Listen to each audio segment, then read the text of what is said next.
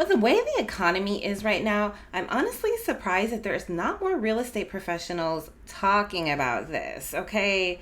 Now, what I'm referring to is the people that don't want to buy a house. There are millions of people out here who are renters or who are wanting to rent, who are not ready to buy a house right now. And there's a lack of information out there for people who are renting homes. It's like they're forgotten or something. Everything is about buying or selling, and nobody talks about the everyday renter or the person who is choosing to rent over buying right now. What's the big deal? Well, that's why I am here. I am here to get you informed. I created this 3-part mini series on renting homes, the things you need to do, the steps you need to take to become a successful renter. Today, we are going to be talking about the initial renting process, what is needed for you to become a renter, and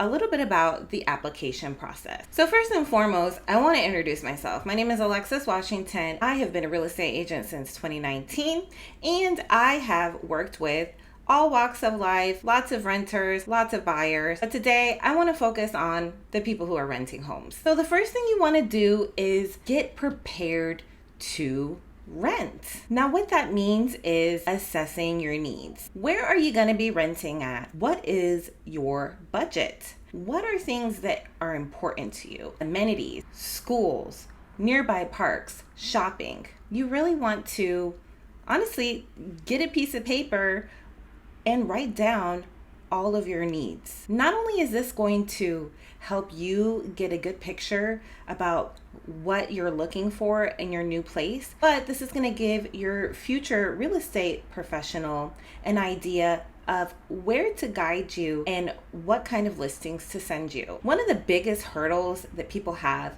when renting is budget. Being a South Florida realtor, I've seen some of these rents skyrocket, and it's actually pretty crazy. But the significance of a realistic budget when looking at places is huge. You have to know financially what you can afford, what you can't afford, and honestly, what the landlord is going to be looking for. So keep in mind, if you're going to be renting a place, you're going to be wanting to make anywhere from 2.5 to 3 times the rent in your monthly income. So to make it easy, if you're looking at a $2,000 a month place, make sure that you or your combined income with somebody else who's ever renting with you is going to be at least $6,000 per month at minimum. You want to budget realistically for the cost of being a renter. When you're moving into a place, the landlord is going to most likely want first, last, and security. And to secure the home,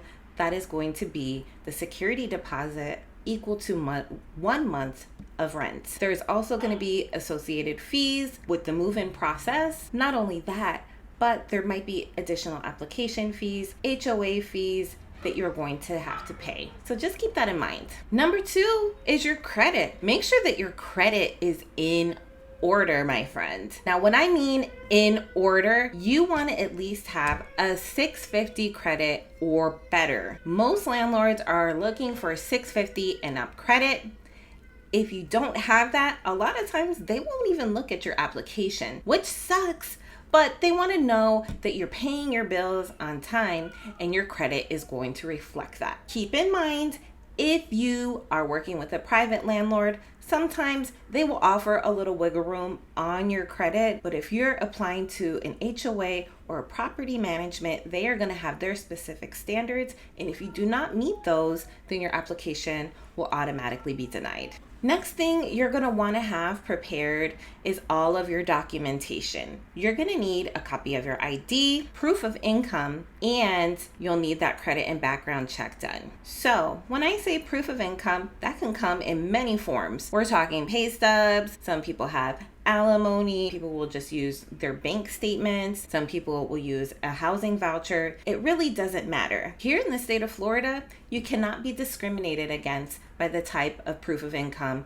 that you have, especially if it's a housing voucher. So please keep that in mind. But you'll want to have all that documentation together in a safe place for when your landlord is either asking for that in the application process, or occasionally your realtor will ask for that ahead of time, just so they know that the properties that they're showing you are in line with your income. Now that we have all the documentation squared away, it's probably time to start looking for houses. Typically, your real estate professional will set up an online search for you so that you can start getting houses sent to you on a daily basis through your email. A lot of people also choose to look at Zillow, HotPads, rent.com, and that's something that you can definitely do to check on your own. If you are working with a real estate professional, most of the time they are going to want to work with homes that are on the multiple listing service. That way they know that the other realtor that they're working with on the other end knows what they're doing. Basically, the owner has been verified, and that most likely the procedure is going to go pretty smoothly. Also, if you're going to work with a realtor, those online searches are super helpful, especially if you are short on time with finding a place. We can have those set up to send you listings on a daily or as soon as they pop up. That way you're the first to know about them. Next, you want to be prepared to view the homes. So if you're working with a realtor, you want to schedule accordingly with them. A lot of times homes are still occupied by tenants, so you want to allow sometimes 24 to 48 hours notice, just so that the tenant and landlord are aware that you're going to be visiting and touring the property. This is the most exciting time for most people when they are looking for homes, but they really forget the other part of the whole process, the process that I was talking about as far as the documentation. It's really, really important. I just want to reiterate this, that you guys have all of your documents in order, all of your budgeting and financing in order before you decide to start to look at homes. I would hate to run around and take you to rental properties that you possibly cannot afford, don't meet the minimum requirements, or just not in an ideal location where you want to live. When you're working with me, I send an initial questionnaire to you to kind of deep dive into what exactly you're looking for, your budget, your credit, so that we kind of get all of that stuff out of the way to begin with. So let's break down quickly the application process when you're applying to rent a home. So I always send my customers an initial application. This is going to include your credit and background check. This application is going to ask for your personal information, where you're currently living, where you're working, what kind of money you're making, and any references that you might have. It'll also ask about any pets or any vehicles you may have as well. It's pretty detailed. The next part of the application is the credit and background check, and that is something that you complete online. So the application process that I do initially is information that I'm going to send with the landlord. Now, occasionally they will have their own separate application process. And if you're applying to an HOA, they're going to have their own set of applications.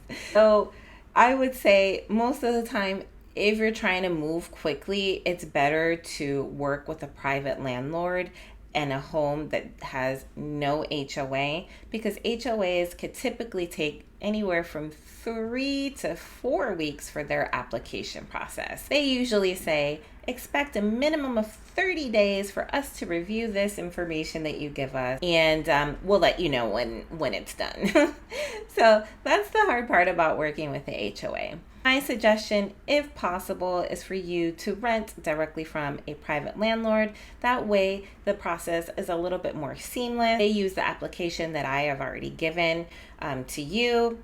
We don't have to run your credit and background check again. We hate to have your credit and background check just dinged and dinged and dinged, especially if you're working with a landlord that wants to check your credit on their own, HOA that wants to check their credit on their own. That's 3 times that your credit and background check is getting checked within, a few weeks. So that could cause, a few issues on your end as far as credit.